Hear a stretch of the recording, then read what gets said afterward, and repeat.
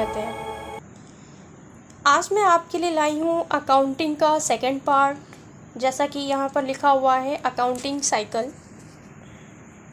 Accounting cycle बताने से पहले मैं आपको ये बता देना चाहती हूँ कि इससे पहले अकाउंटिंग का जो भी बेसिक पार्ट है वो मैं अपनी पहली वीडियो में लेकर आई हुई हूँ। तो यहाँ पर जो भी कैंडिडेट हैं वो हमारी उस पहली वीडियो को जाकर देख सकते हैं।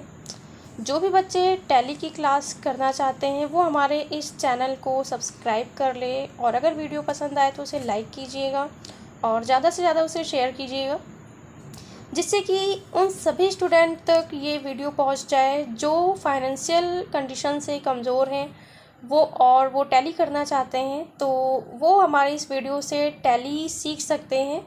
यहाँ पर मैं टैली की क्लासेस बहुत ही बेसिक से लेकर आई हूँ।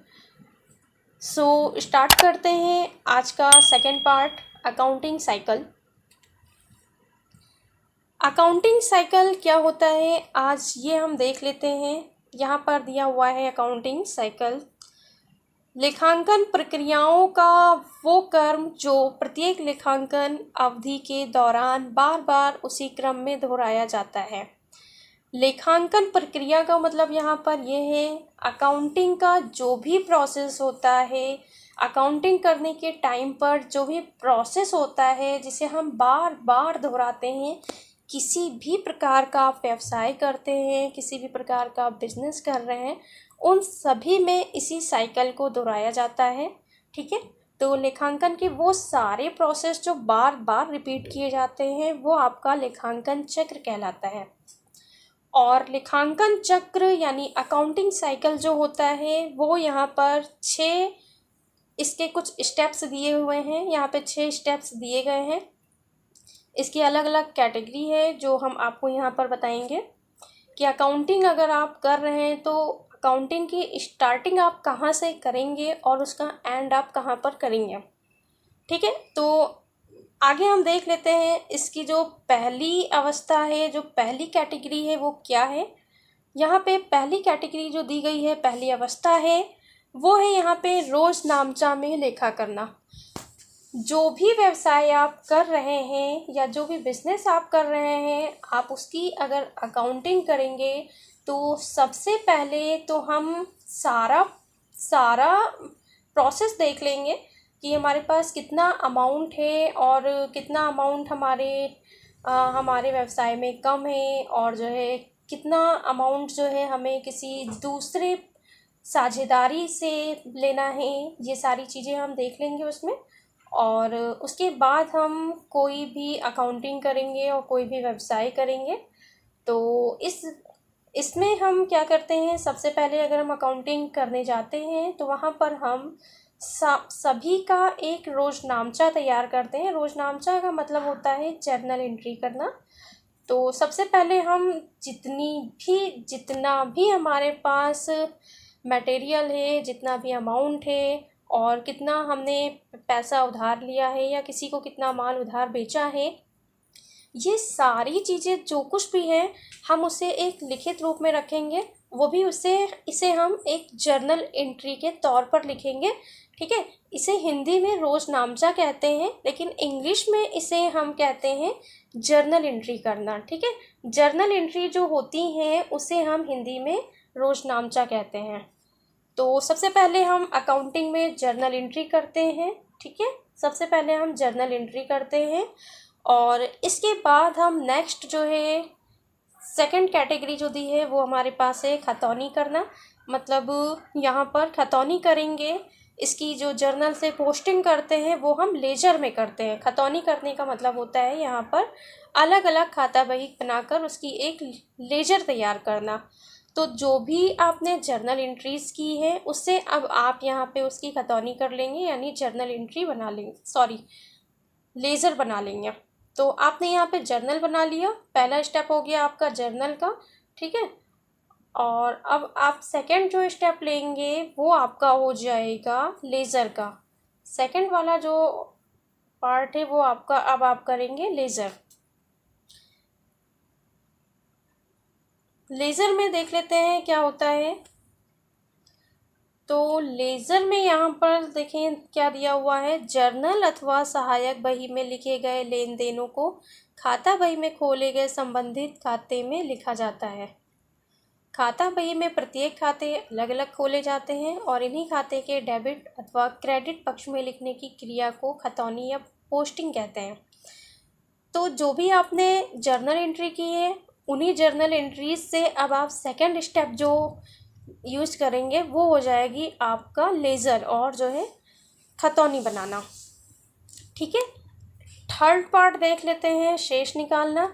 जो भी आपने यहाँ पर पोस्टिंग कर दी है लेज़र में, अब वहाँ पर आप जो है डेबिट और क्रेडिट दोनों पक्षों के आधार पर वहाँ पर अंतर निकाल लेंगे, उसका एक शेष निकाल लेंगे।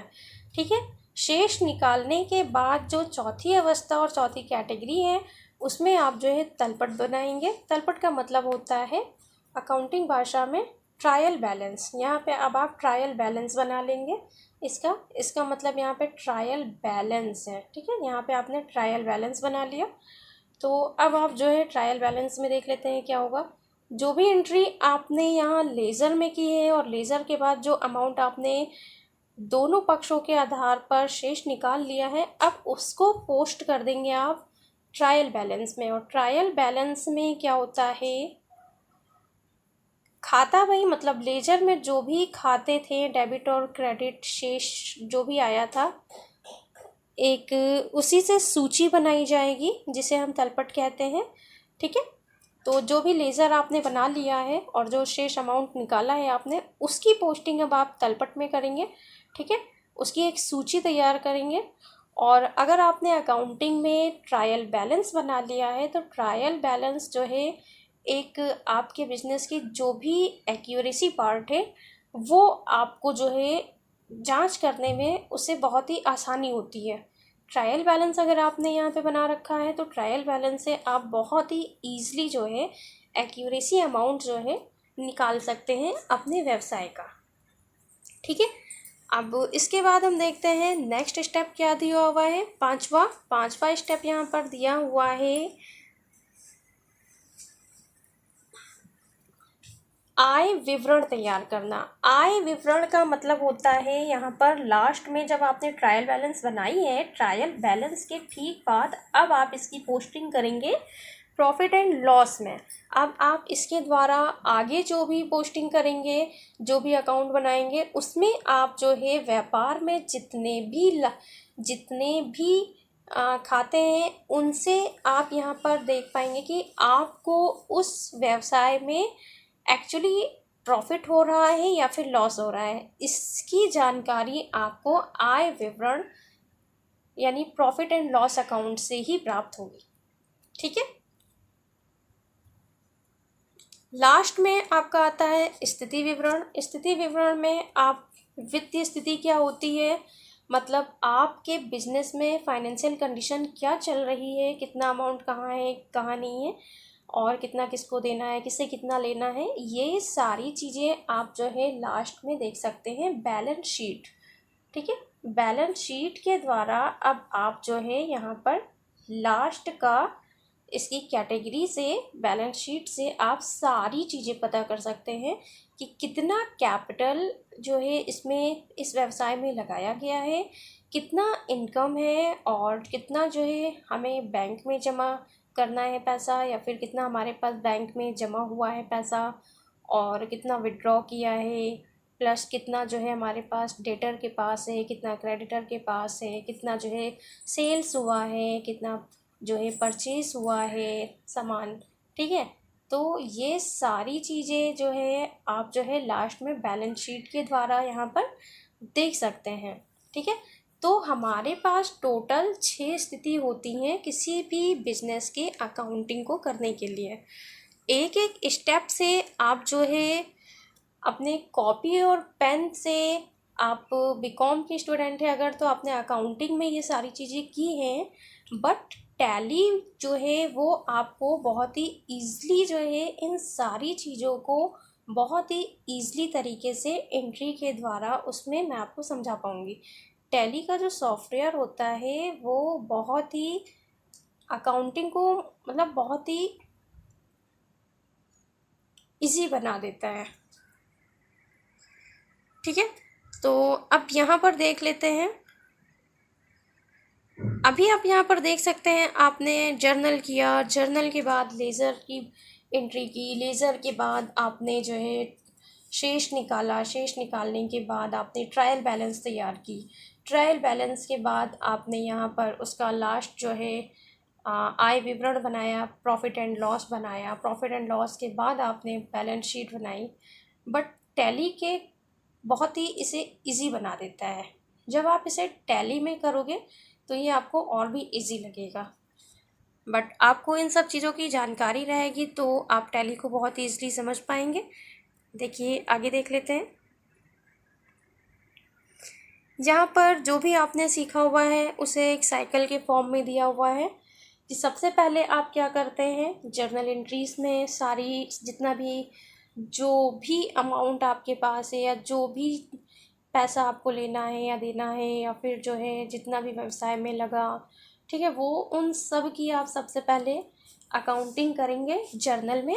ठीक है, उसके बाद आप जो है जर्नल से लेज़र में पोस्टिंग करेंगे, लेज़र में पोस्टिंग करने के बाद आप ट्रायल बैलेंस बनाएंगे, ट्रायल बैलेंस के बाद आप प्रॉफिट एंड लॉस अकाउंट बनाएंगे, प्रॉफिट एंड लॉस अकाउंट के बाद आप जो है बैलेंस शीट तैयार करेंगे। यहाँ पे नहीं दिया हुआ है तो ये हो जाएगा आपका बैलेंस शीट।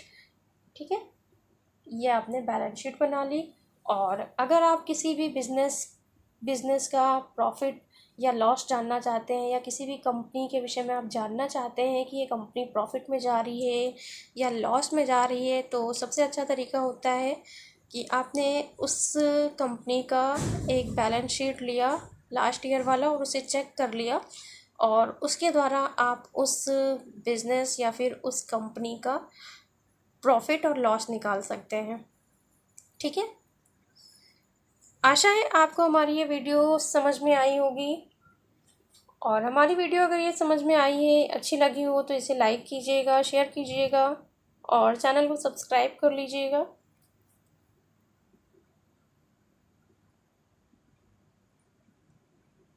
इसी के साथ मैं इस वीडियो का एंड करती हूँ। Bye bye.